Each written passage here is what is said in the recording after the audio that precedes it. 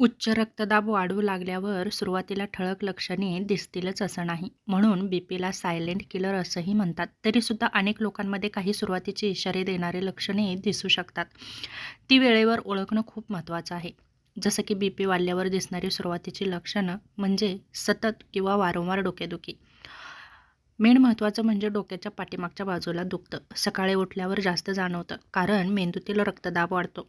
जसं की चक्कर येणं किंवा डोकं हलकं वाटणं. अचानक उभं राहिल्यावर चक्कर येते. चालताना तोल जातो. कधीकधी भोवळ येण्याची भावना होते. डोळ्यासमोर अंधारी येते, धुसर दिसतं. काही सेकंदासाठी दृष्टी धुसर होते. डोळ्यांवर ताण जाणवतो. दीर्घकाळ दुर्लक्ष केल्यावर डोळ्यांचं नुकसानही होऊ शकतं. कानात आवाज येतो. सतत किंवा अचानक आवाज येतो. शांत बसल्यावर जास्त जाणवतो.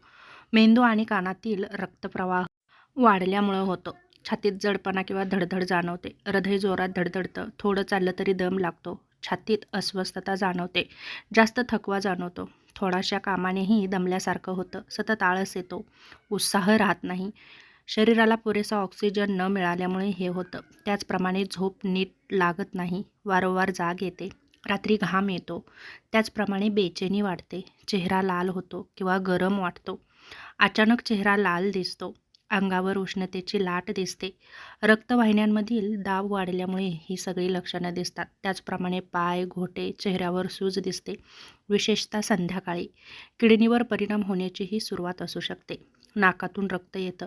फार जास्त बीपी वाढल्यावर हा धोका इशारा मानला जातो. तेव्हा लक्षात ठेवा, अनेक वेळा बीपी खूप वाढूनही कोणतीच लक्षणे दिसत नाहीत. त्यामुळे 30 ते 35 वयानंतर नियमित बीपी तपासणं गरजेचं आहे. कधी तात्काळ डॉक्टरांकडे जावं तर तीव्र डोकेदुखी, चक्कर, छातीत वेदना, दृष्टी अचानक कमी होणं, हातपाय सुन्न पडणं.